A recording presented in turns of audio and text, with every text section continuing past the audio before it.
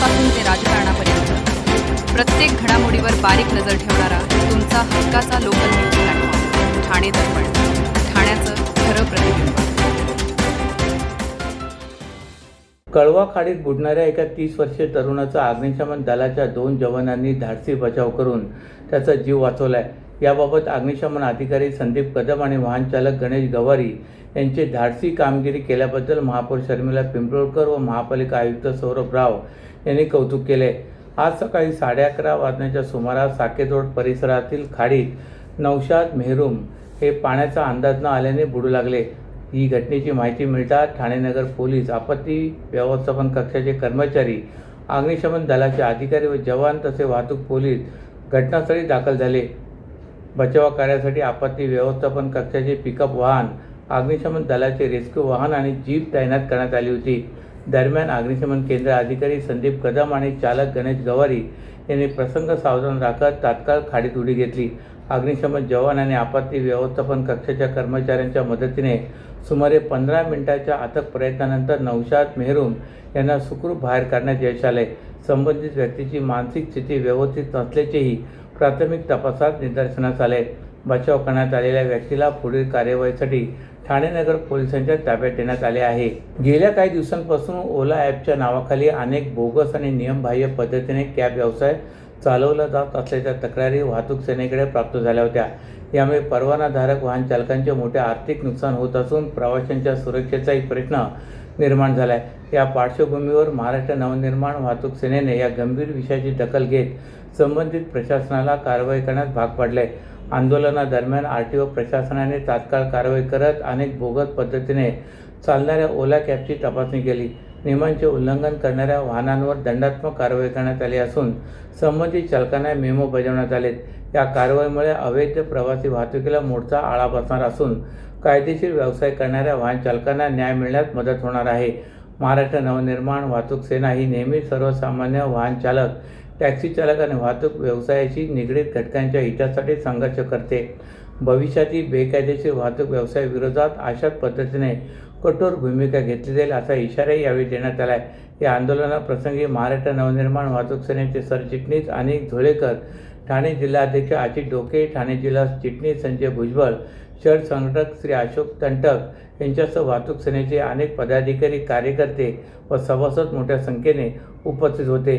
बेकायदेशीर वाहतुकीला आळा आणि कायदेशीर वाहन चालकांना न्याय या भूमिकेतून महाराष्ट्र नवनिर्माण वाहतूक सेना यापुढेही जनहितासाठी अशाच प्रकारे रस्त्यावर उतरून संघर्ष करत राहील असा निर्धार यावेळी व्यक्त करण्यात आला आहे. मुंबई महानगरातील वाहतुकीसाठी महत्त्वाच्या मानल्या जाणाऱ्या घोडबंदर रस्त्याला मराठा योद्धा शूर चिमाजी अप्पांचे नाव देण्याच्या मागणीचा प्रस्ताव भाजपने ठाणे महापालिकेच्या सर्वसाधारण सभेपुढे मांडला आहे. चिमाजी अप्पांच्या जाज्वल्य इतिहासाची नवतरुण पिढीला प्रेरणा मिळावी या उद्देशातून हा प्रस्ताव मांडल्याचे भाजपने स्पष्ट केले. मुंबई महानगरातील वाहतुकीसाठी घोडबंदर रस्ता महत्त्वाचा मानला जातो. हा रस्ता मुंबई, ठाणे, नवी मुंबई व वसई, विरार आणि गुजरातला जोडण्यात आलेला आहे. या मार्गावर मोठ्या प्रमाणात जड अवजड तसेच स्थानिक नागरिकांच्या वाहनांची वाहतूक सुरू असते. या रस्त्याच्या नामकरणाचा प्रस्ताव आता भाजपने पुढे आणला आहे. वसईच्या ऐतिहासिक लढ्यात पोर्तुगीजांचा पराभव करून मराठा साम्राज्याचा भगवा फडकवणारे थोर पराक्रमी शूर चिमाजी अप्पा यांच्या शौर्याचा आणि स्मृतीचा यथोचित गौरव व्हावा यासाठी हा प्रस्ताव मांडल्याचे भाजपने स्पष्ट केले. वसईच्या ऐतिहासिक लढ्यात पोर्तुगीजांचा पराभव करून मराठा साम्राज्याचा भगवा फडकवणारे थोर पराक्रमी शूर चिमाजी अप्पा यांच्या शौर्याचा आणि स्मृतीचा यथोचित गौरव व्हावा यासाठी घोडबंदर रस्त्याला त्यांचे नाव देण्यात यावे अशी आग्रही मागणी ठाण्याचे उपमहापौर कृष्णा पाटील यांनी केले.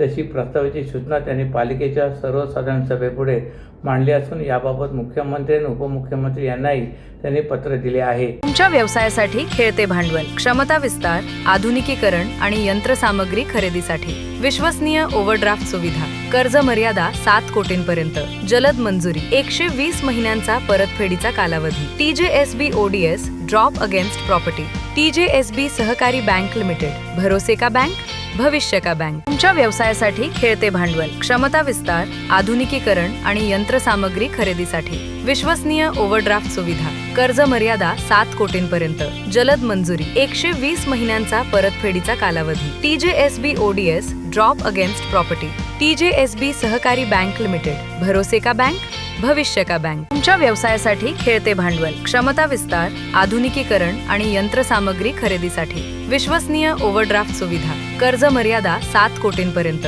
जलद मंजुरी. 120 महिन्यांचा परतफेडीचा कालावधी. TJSB ODS drop against property. TJSB सहकारी बँक लिमिटेड. भरोसे का बैंक, भविष्य का बैंक. सर्व नागरिकांना आवाहन करण्यात येत आहे की सध्या डासांमार्फत पसरणाऱ्या डेंग्यू या आजाराचा प्रसार रोखण्यासाठी प्रत्येकाने पुढीलप्रमाणे कार्यवाही करावी. डेंग्यू आजार एडिस इजिप्ती हा डास चावल्याने होतो. या डासांची पैदास साचलेल्या किंवा साचवलेल्या स्वच्छ पाण्यामध्ये होते. 8 दिवसांपेक्षा जास्त दिवस पाणी उघडे व साचून राहिल्यास त्यात डास अंडी घालतात. अंड्यांच्या अळ्या तयार होऊन पुढे डास तयार होतात. यासाठी आपल्या घरातील पाणीसाठे उदाहरणार्थ बॅरल्स, पिंपे, टाक्या, हौद, रांजणे इत्यादी दर आठवड्याला रिकामे करून घासून पुसून कोरडे करून पुन्हा भरावे. 1 दिवस कोरडा दिवस म्हणून पाळावा.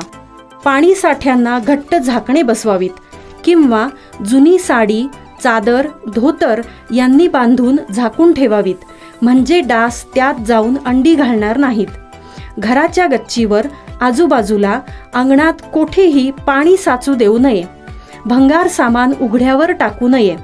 उदाहरणार्थ टायर्स, प्लास्टिक सामान, कुंड्या, टाकाऊ वस्तू इत्यादी. अशा सामानात पावसाचे पाणी साठून त्यात डेंग्यूच्या डासांची पैदास होते. घरातील कूलर्स, फ्रीजच्या पाठीमागील ट्रे हे देखील वेळोवेळी कोरडे करावेत. लक्षात ठेवा, नुसत्या फवारणीने डास घनता कमी होत नाही, तर त्यासाठी डास पैदास ठिकाणे नष्ट करणे ही आपल्या सर्वांची जबाबदारी आहे. कोणताही ताप अंगावर न काढता जवळच्या शासकीय रुग्णालयात मोफत औषधोपचार घ्या. अशा प्रकारे नागरिकांनी सहकार्य केल्यास डेंग्यूचा प्रसार रोखणे सहज शक्य आहे. तलावपारी परिसरातील आम्रपारी बार आणि रेस्टॉरंटमध्ये पुन्हा एकदा पोलिसांच्या कारवाईनंतर चर्चेत आलाय. या बारमध्ये नौपाडा पोलिसांनी छापा टाकून महिला वेटर, ग्राहक आणि बारमधील कर्मचारी अशा 32 जणांविरोधात कारवाई करून गुन्हा दाखल केलाय. 2021 मध्ये याच आम्रपाली बारमध्ये करोना नियमांचे उल्लंघन करून ऑर्केस्ट्रा बार सुरू असल्याचे आढळून आले होते. यानंतर प्रशासनाने राज्य उत्पादन शुल्क विभाग आणि ठाणे पोलीस दलातील तत्कालीन 2 वरिष्ठ अधिकाऱ्यांवर कारवाई केली होती.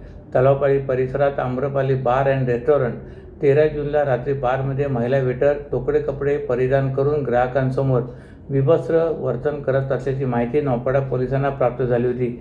या माहितीच्या आधारे 13 जूनला रात्री 12 वाजण्याच्या सुमारास नौपाडा पोलिसांच्या पथकाने बारच्या दोन्ही प्रवेशद्वारातून बारमध्ये प्रवेश केला. त्यावेळी मोठ्या आवाजात वाद्य वाजवली जात होती.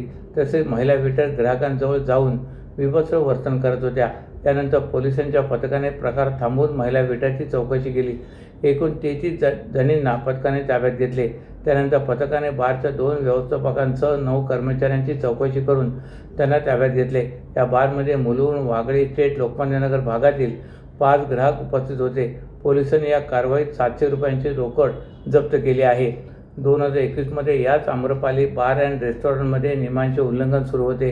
याचे चित्रीकरण प्रसारित झाल्यानंतर राज्य शासनाने ठाणे पोलीस दलातील 2 वरिष्ठ अधिकारी आणि राज्य उत्पादन शुल्क विभागाच्या अधिकाऱ्यांचे निलंबन केले होते. ठाणे जिल्ह्यातील होल्डिंग्स पडून कोणतीही दुर्घटना घडू नये यासाठी सर्व होल्डिंगचे तातडीने स्ट्रक्चर ऑडिट करण्यात यावे आणि धोकादायक आढळणारी होल्डिंग तात्काळ हटवावीत अशा स्पष्ट सूचना उपमुख्यमंत्री एकनाथ शिंदे यांनी जिल्हा प्रशासनाला दिल्यात.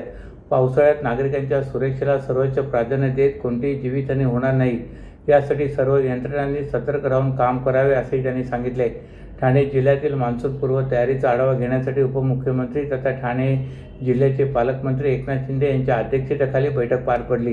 यावेळी ते बोलत होते. या बैठकीत ठाणे जिल्ह्याचे रस्ते, धोकादायक इमारती, नाले सफाई, आपत्ती व्यवस्थापन, आरोग्य सुविधा आणि पावसाळी उपाययोजनांचा सविस्तर आढावा घेण्यात आला. यावेळी उपमुख्यमंत्री शिंदे यांनी ठाणे जिल्ह्यातील रस्त्यांची कामे वेगाने पूर्ण करण्याचे निर्देश दिलेत. जिल्हाधिकाऱ्यांच्या अध्यक्षतेखाली सार्वजनिक बांधकाम विभाग, MSRDC आणि MMRDA यांनी परस्पर समन्वय साधून प्रलंबित कामांना गती द्यावी असे त्यांनी सांगितले. रस्त्यांवरील खड्डे तातडीने बुजवणे, सुरू असलेली कामे पावसाळ्यापूर्वी पूर्ण करून रस्ते सुस्थितीत आणणे तसेच धोकादायक पुलांचे तातडीने संरचनात्मक परीक्षण करण्याचे आदेशही त्यांनी दिलेत. मुरबाड आणि मुंब्रा येथे गतवर्षी झालेल्या दरड दुर्घटनेच्या पार्श्वभूमीवर घाट परिसरातील सुरक्षा कामाचाही आढावा घेण्यात आला.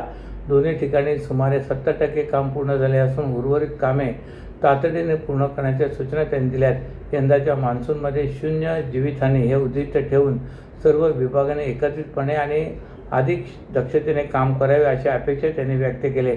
मान्सून उशिरा दाखल होत असल्याने नालेसफाईसाठी अतिरिक्त वेळ मिळाला असल्याचे सांगत उर्वरित नालेसफाईची कामे वेगाने पूर्ण करण्याचे निर्देश त्यांनी दिलेत. तर रेल्वे हद्दीतील नाल्याची स्वच्छता तातडीने पूर्ण करण्यासह त्यासाठी स्वतंत्र नोडल अधिकाऱ्यांची नियुक्ती करण्याची त्यांनी सुचवले.